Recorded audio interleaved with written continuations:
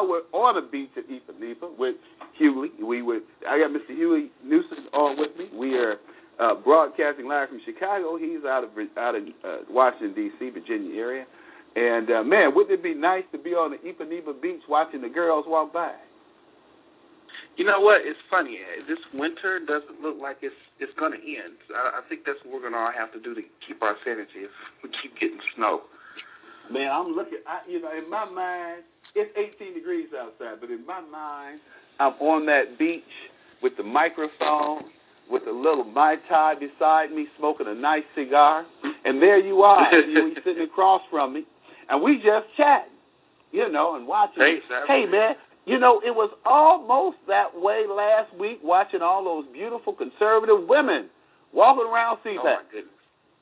Oh, my goodness. They really were something to look at, weren't they? Yeah, they were gorgeous. Usually, it used to be everyone talked about how we had all the ugly babes. It's kind of like Michigan and Michigan State. Michigan State had all the good-looking women, man. White, black, yellow, brown. Didn't make any difference. State had some good-looking girls. And Michigan, we had the smart girls. They weren't all that hot to look at, but damn, they were smart. It's funny, the reputation still is there with Michigan and Michigan State, even though things have changed a little bit. Just a little bit, bro. But look, man, what did you think? What's your take on the CPAC event? How do you feel that went? Or for you, what was your experience like? Overall, I really enjoyed it. I learned quite a bit.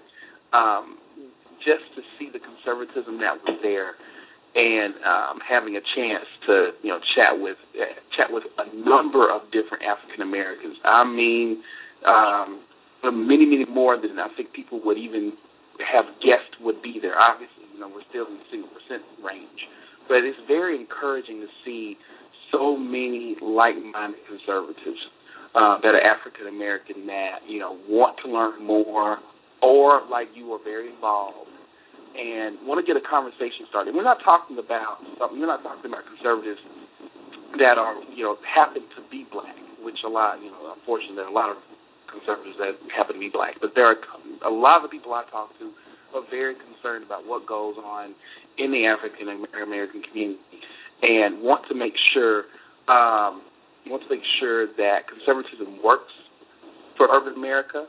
We want to get there. You and I talked a little bit about getting our fingernails dirty and willing to get their fingernails dirty and have been getting their fingernails dirty. I think that says a lot. So I'm very encouraged to be there. Mm-hmm. The one thing I will say, though, that I was, you talk about the rotten apple.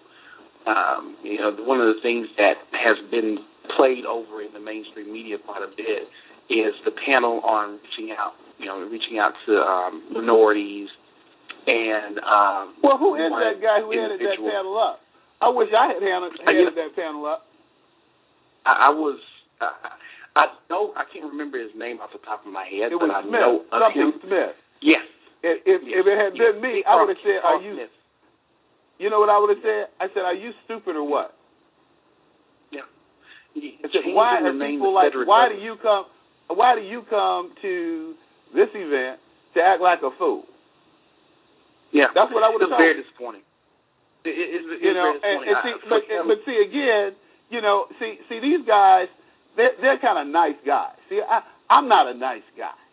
I've been doing this a long, long, long time.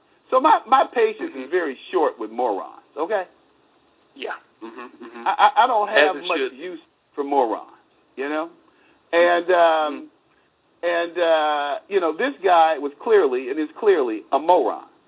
And for this guy, the guy who hosted that event, to let him off the hook was ludicrous.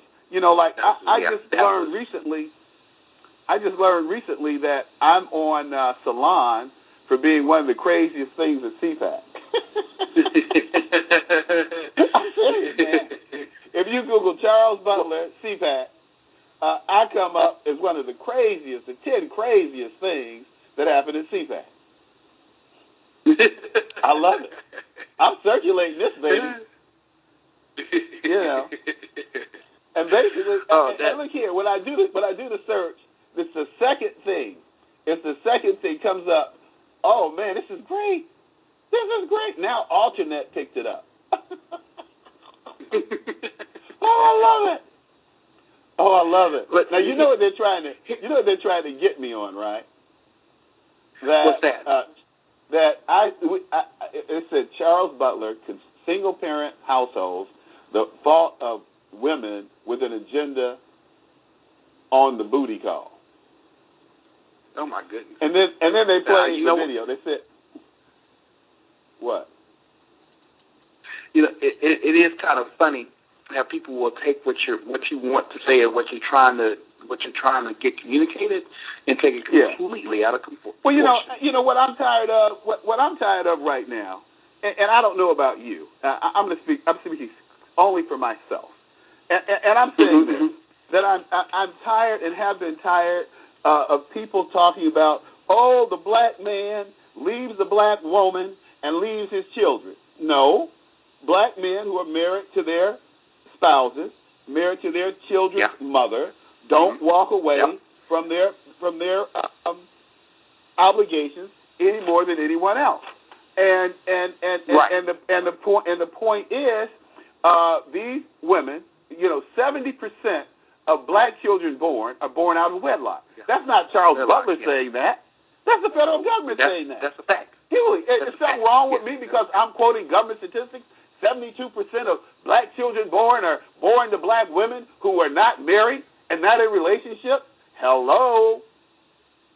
Let me show you something that is very interesting to me. People will criticize you about that. They're probably the same ones that are giving a pass to the problem. And this, you want to look at a driver and something that has serious negative repercussions, and it continues to. It's cyclical, right? It's cyclical because that child born to that woman, that sister that's out of wedlock, does not understand the need to expect something from a man, or as a man, live up to his responsibility. So it's a very negative, cyclical. It's a very negative and cyclical issue that we're dealing with. But for someone to criticize you for bringing it up, this goes to show that they have no intention or no concern about solving the problem. And there's a lot of that going on. No, they want to poo-poo this like it's a guy. Someone said to me after the session, because a lot of people came up to me, as you can imagine, and they said, well, Mr. Butler, are you saying that this is solely a woman's responsibility? I said, if a woman wants to be a doctor, lawyer, Indian chief, she certainly controls that process. That's exactly what I'm saying. If she doesn't want to be pregnant, you can pour a jar of sperm in that vagina every day, and she is not going to conceive. Because she has other goals. And her goals are to be a doctor, a lawyer, an Indian chief, but certainly not to get pregnant and have a baby before she goes to grad school. You see what I'm saying? You can't refute that. You cannot refute that. And the thing is, we're still trying to act like this is the 1960s or 50s, and women are getting pregnant. And you had a different thing going on there. People use, people assumed and accepted a different level of responsibility when they had unprotected sex. Today, when you have a woman saying, well, I'm on the pill, we go meet to meet, I don't want any children, yada, yada. Oh, I forgot to take the pill last week. Last week? It happens all the time. It happens all the time. So somehow now, I'm supposed to rearrange my life goals. I'm supposed to arrange what I'm trying to accomplish in life because this woman decided on her own that she was going to have a child. This is a woman that I don't love. We just having sex. She doesn't love me. We just having sex. Nobody said the magic words LOVE or MAA or MARRY. But this woman says about me. You want me to read this to you? Yeah, please. She says this. It says, number 2, and she has the video. Charles Butler, conservative talk show host, single-parent households, the fault of women with an agenda on the booty call. At a breakout session titled Fatherless America, the headwaters of poverty, crime, and social dysfunction. Butler laid the problem of the single-parent family squarely at the feet of women, who, he suggested, are essentially tricking men into having children they don't want because, in parentheses, apparently most men have never heard of condoms, close parentheses. And she goes on to quote me. I had two instances that were very close to me, where this fatherless thing comes into play.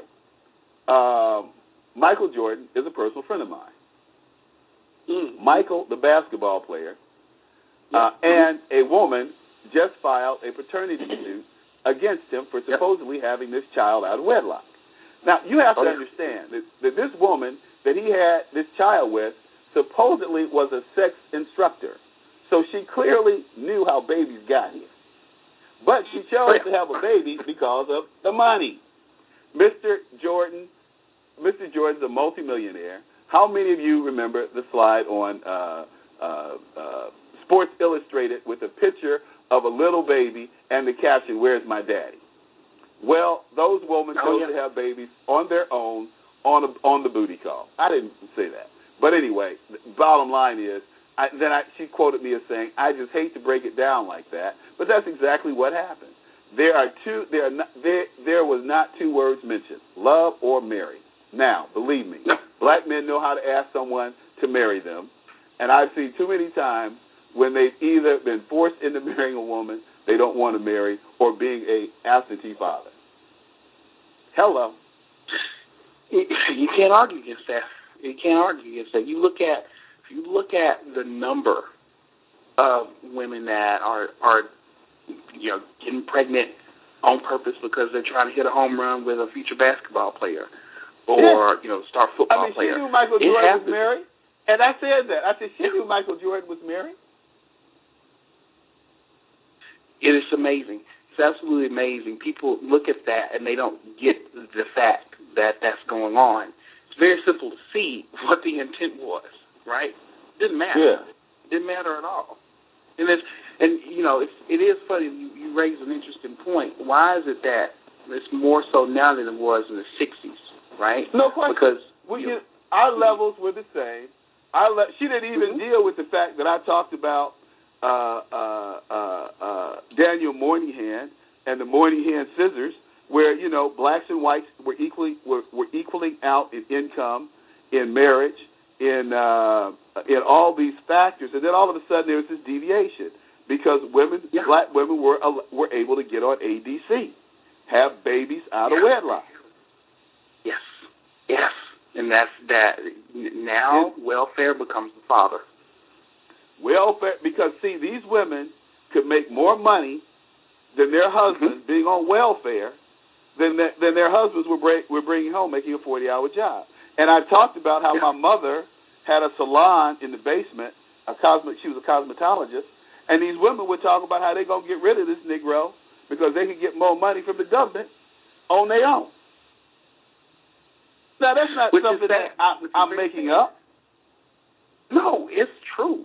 It's true. There's no question about it. It's definitely true. It's a true point that when you replace the father as the income provider with the government, what's the point? Some women are like, what's the point of having them around? Then you have all the other things that a father should be providing for the family that you lose to. But, as is usual with government programs, we never look at the secondary effects. Nobody thinks about that. Throw money at the problem, especially if it's somebody else's money, and walk away and get reelected. That's right. There you have it. You said a key thing there, especially if it's someone else's money. When you ask these politicians will they give up some of their money, the first thing they say is no. To fund some of these programs, the answer is no. Why would I do that?